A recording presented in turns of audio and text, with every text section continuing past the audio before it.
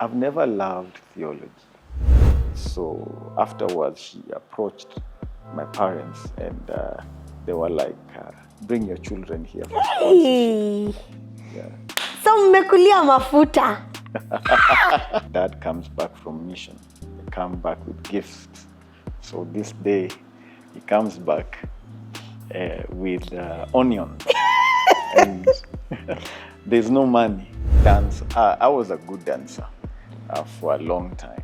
So tuambie wa director songeshe hivi camera tukupe floor. We do something here. Tukupe dance floor.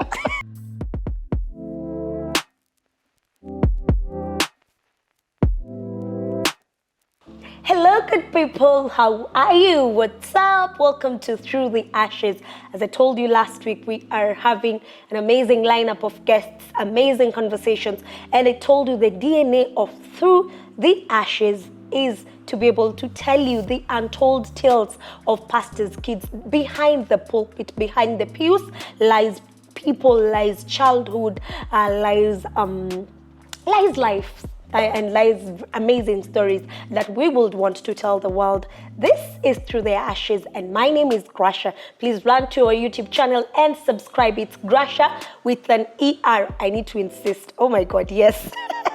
I have to insist that it's Grasher with an AR. So it's Grasher. Go to our run on our YouTube channel and subscribe. You'll find content on Through the Ashes. And moving on to, I believe this should be our third week. Yeah. Moving on to our very first guest on Through the Ashes. I've known this person for a very long time, for more than 10 years. Nilikuwa namkumbusha vile nilikuwa nambeba kwa bike.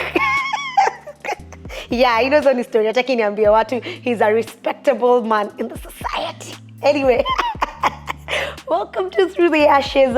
Today I sit down with a PK, a pastor, a visionary, a businessman who's tried and failed and tried and succeeded.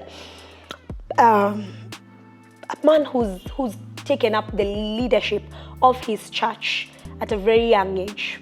Of course, it's young, depending, young is relative, but he will tell us if he's interested in telling us his age. He'll tell us at what age he took up the leadership of his church as the lead pastor, whereas his parents are still active in the ministry. He's also the international office manager at the Africa-Israel Initiative.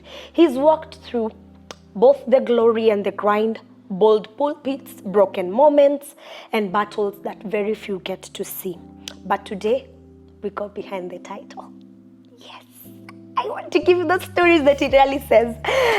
Behind the sermons, behind the expectations, into the weight of the mantle, the pain of leadership, and the strength it takes to rise again after failing in public and in private.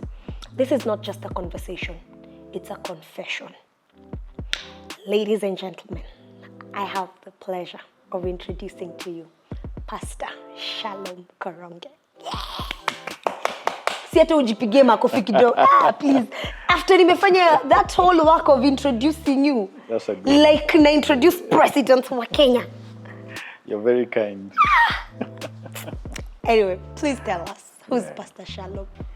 You know, I have to remember that you're a pastor and niache kuku harass, kuku bully. But anyway, karibu sana to Through the Ashes. Thank you. Who's Pastor Shalom? Well, first I just have to say thank you for having me, and it's great to be your first guest. Yes. Yeah. I'm so excited. Congratulations. Thank you. And I pray that this is going to just blow and become an amazing, impactful show. Amen. Well, Pastor Shalom is a leader. He's a guy who loves people and loves God. Ambitious.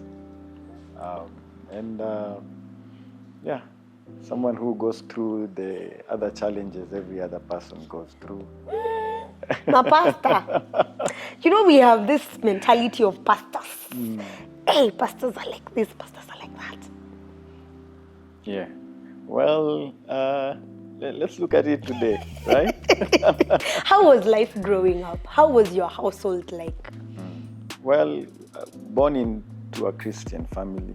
Both my parents are servants of God, they're pastors. Right now, both of them are bishops. And we have always been taught the ways of God.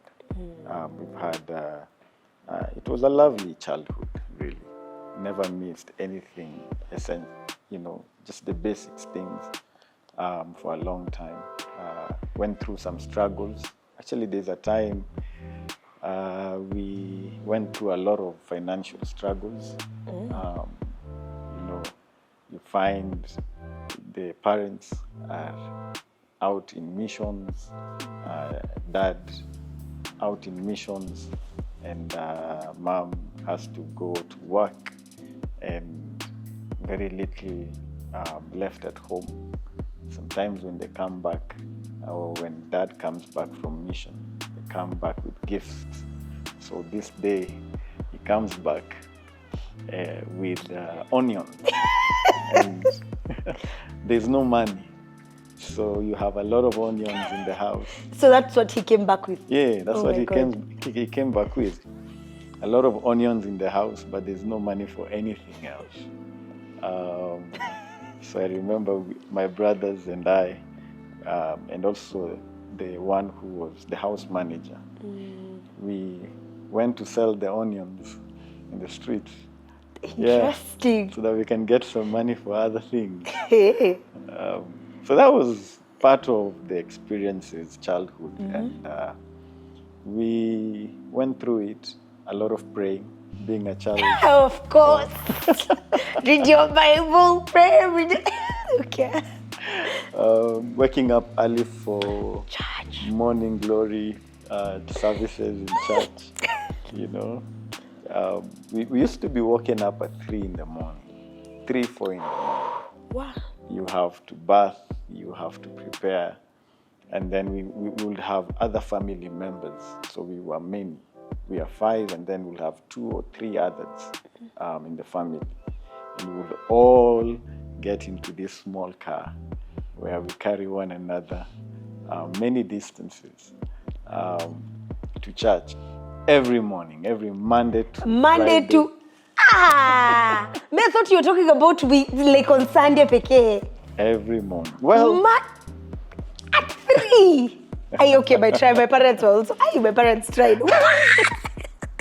Mom and Dad, I thought you punished us, like you tried. Yeah. Every single day. Yeah. Mnaamka kwenda. Yeah. So we. Sasa unaamkanga saa ngapi? Well, it at some point it got into my system because I only do 4 hours nowadays. So if I sleep at 12, at 4 I'm awake. So somehow it got into my system, And well, that was my childhood. Let me ask you. Let me take you back to this onion moment. I love the onion moment. Let me take you back to that onion moment. At that point, when Dad came back home with nothing other than onions, what went through your mind as a child that time?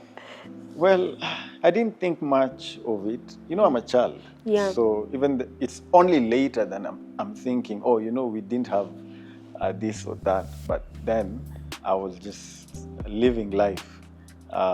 So we are going to sell. Okay, let's go sell. Whatever. To me, it was like a new experience, just enjoying life. Nowadays I like to tell you I'm enjoying life. So I didn't think much of it. And there was a lot of love. There was a lot of there was no complaining or anything. So yeah, I didn't think much of it. So later on, did you stay and think, kama hii ndio maisha ya upasta, I don't want it?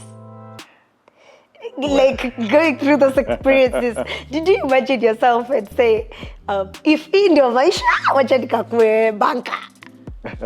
Well, I know many pastors' kids, at some point you have that phase where you're like, I don't want this kind of life. I've seen my parents go through interesting experiences, betrayals, and other kind of experiences, financial challenges. And, you get to that point where in your mind, you're like, this can never be me, So yes, I've gone through I've had such situations in my life. But then there's always been that struggle, because somewhere in my mind I knew I'd like to do this pastoral thing, but I'd like to do it differently. So you knew you wanted to be a pastor? Yes. Yeah. Wakati sisi Let me tell you, growing up, I would never be caught dead telling anyone I'm a pastor's child. Really? Never. Nikwambia mimi ni mtoto wa pastor? I never. Oh, you will never catch me dead telling anyone that I'm a pastor's kid. Talk a lot of being a pastor. Now, I am imagining getting married to a pastor, nasikia stress. Because it remained, okay, in as much as it's a life I'm already used to, I'm just imagining, but anyway, it's nice to hear there is someone who ever wanted to be a pastor from a pastor's home. Interesting. I've always loved the idea. I will tell people I'm a pastor's kid, I will proudly, so I will tell people how my dad does things, how amazing he is, how powerful, and people were fascinated, like, tell us more, Alitoa hiki ghost. Akifanya mshwa unaanguka. Yeah. It made, friends, people who are interested to just hear about, the experiences. So I used it. Did you want to be a pastor because you saw how powerful your dad was? Or did you, at that age, not when you got the purpose into becoming a pastor, but at that tender age, what was fascinating you about becoming a pastor? The silliest things, not even the most serious things. It was more personal than really relations. For a long time, I was always touched up with the Word of God.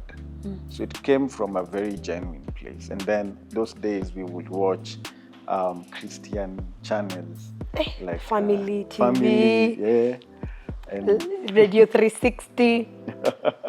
Yes. So I would watch them. I would see other servants of God, Benny Hinn, TDJ, all these people. I will be fascinated with what they're doing, and I will genuinely feel touched, blessed. So I remember I would, play around with the Bible on top of the bed, and I would tell myself, one day I'm going to be, this person. Actually, what I would say, God help me that one day I will be Benny Hinn, TDJ, and I think someone else. Then I would say, combined, the late Bishop Evans Mrima. You also loved Monroe. But Monroe came later. Oh, yeah. That time. That time it was Benny Hinn, TDJ, and Mrima. Mrima, because people were talking about Mrima, especially in my household. Yes. So I would say I want to be all of them combined without their failures. There's no wanting the matter without the failures. I didn't know that. I know at that point. Yes. Let me tell you, the silliest thing that will never have made me want to become a pastor as a child, or rather the funniest, let me call it funny, the funniest thing that will never have wanted to make me become a pastor as a child ni kukaa huko mbele kwa kanisa. The attention and the sitting in front. And there, visit new churches, because when my parents used to visit new churches, we would always find chicken and chapo. So I would always want to be a pastor because niende nipate your special treatment ya chicken and chapo. That was nice. That would have been the only reason I wanted to be a pastor at that time. That was nice. Yeah. Well, we visited many places, and we would have to perform. You dance. I was a good dancer for a long time. So tuambie our director songeshe hivi camera tukupe we do floor. something here. Tukupe dance floor. Well, I was a good dancer, so we would perform, and our parents always gave us that opportunity. That was nice because we traveled many places. In fact, we formed a team in church. It was called Teenagers International Dancers, which later became Alpha Dancers. We would travel to different parts of Kenya. We went even to Uganda. Growing up is doing you bad. Because I've not remembered the days you used to dance with Shava. Yes. With my brothers, Shama and Steve. Yes. So. Girl, shirts are black. Yes. And silk. Yes. Those days, there were some silk shirts. I don't know where they went. I don't know if they are still there. She'll find them. Yes. But it was amazing just growing up with such experiences. Yeah. Amazing.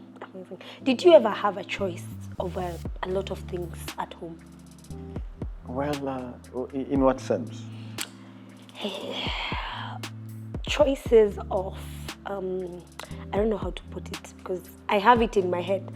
Choices of friends, movies. Like I know I didn't get to choose movies I wanted to watch. Cartoons, to be precise. I didn't get to watch cartoons as a child. Me, I knew Barbie the other day because someone introduced me to Barbie, bought me Barbie things. Because I'm wondering, what is Barbie? Then they're like, you don't know? I'm like, I don't know Barbie. Then what is Ben 10? I don't know Ben 10. My mother never allowed me to watch those cartoons. At our home, they were a taboo. Zilikuwa Demon. Oh, wow. Yes. Mamangu, those cartoons. Same WhatsApp group. So the only cartoons I ever watched were those cartoons zenye zilikuwa zinakujanga Family TV. Kwanza vile za Saturday asubuhi, the Bible stories. Yes. If you ask me of cartoons, I only know Bible story cartoons. Wow. So you see, I didn't have a choice of picking cartoons. I didn't have a choice of my dress code because the dress code mommy wants is the dress code I have to wear. I didn't have a choice. Okay, I had a choice of my friends, but they had to be audited. So that's maybe the choice I'm asking you. Did you ever have a choice at home? Yes. Well, I'll tell you what. I know your family. I know. Yes. For us, we were all boys. Oh yeah. You know, for you are almost all girls. Almost all girls, right? Yeah.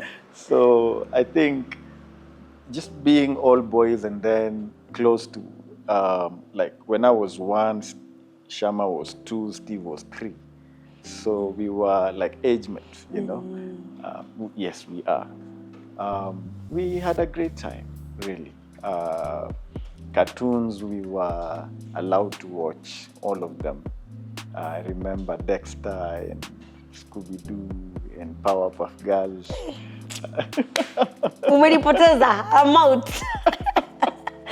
Samurai, you know, we had a great time. And we were not limited, really, to what we need to watch.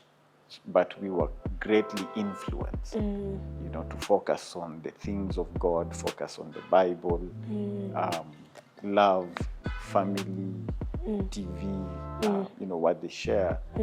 But we were allowed to, we had all options available.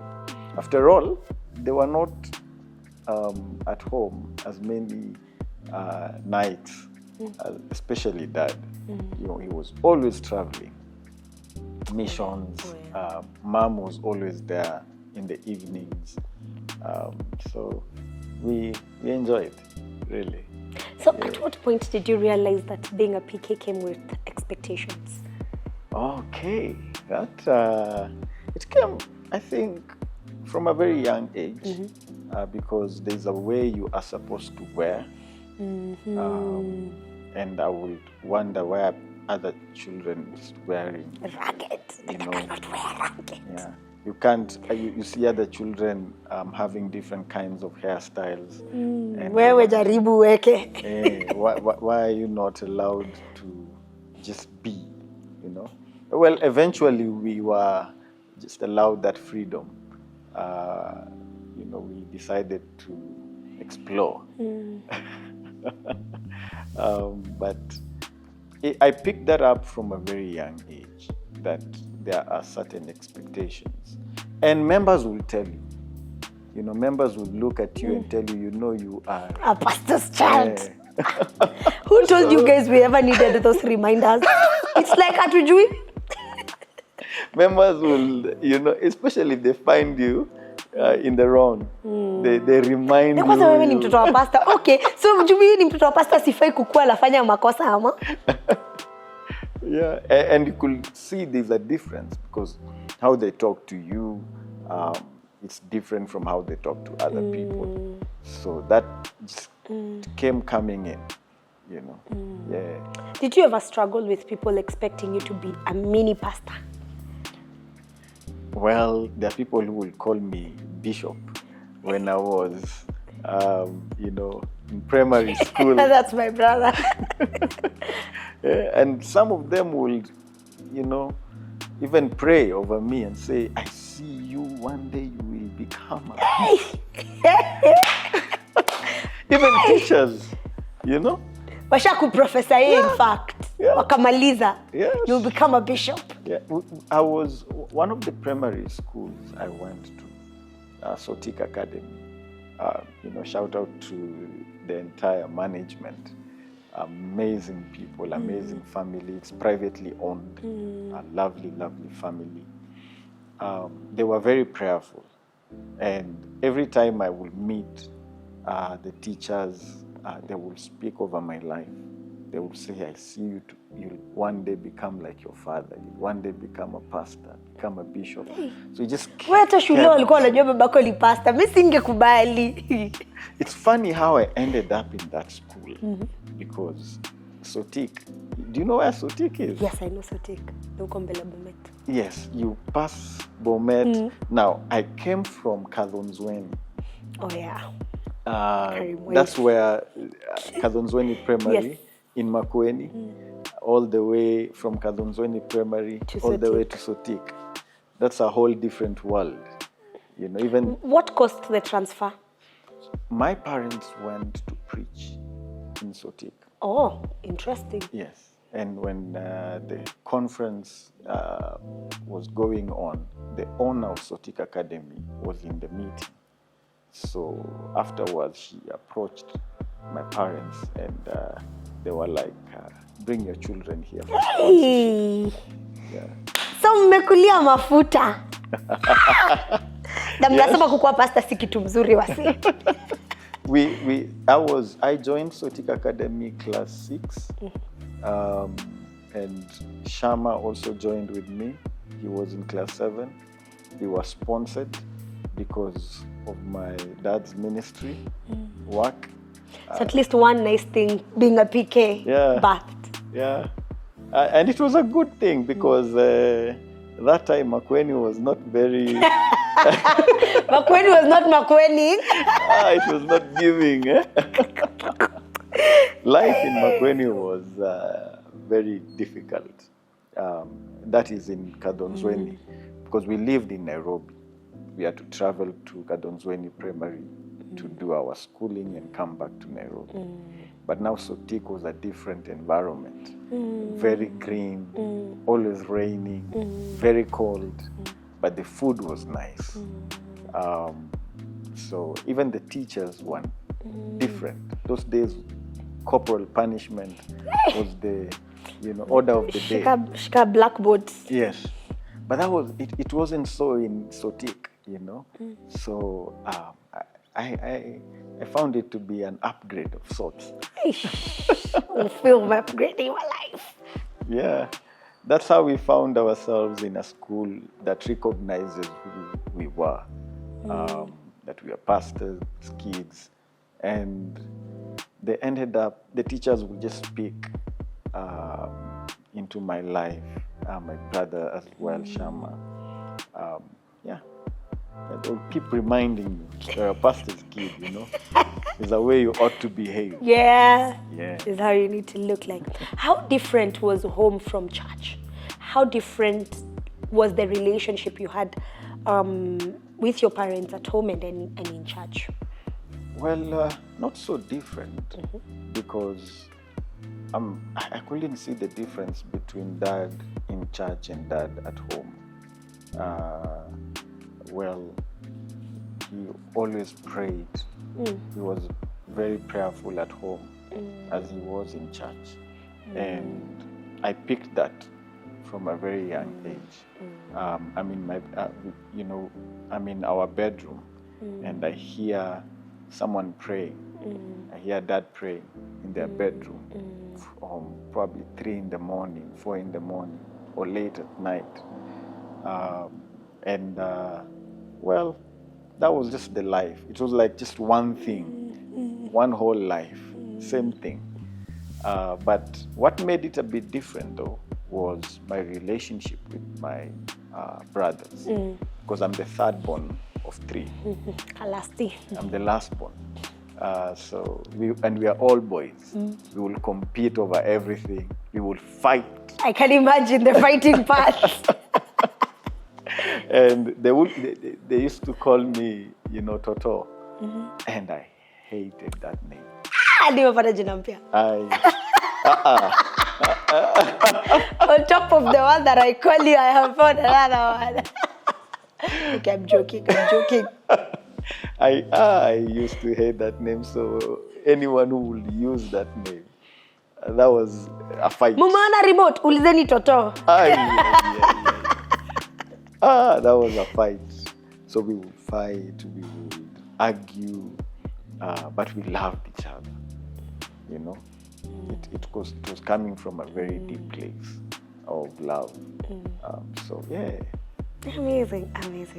So you've grown up, you've reached your young adulthood. You talked to us about your journey in school. I want you to tell me when you went to campus, because you knew you clearly said that you wanted to be a pastor. So when you went to campus, ulichagua theology ama ulichagua nini? Interesting. How was that like? I've never loved theology. Yeah. Interesting. Shock! Interesting. How? Even the whole concept of doing theology, even when I knew I would like to be a pastor, the whole concept of doing theology, I never liked it.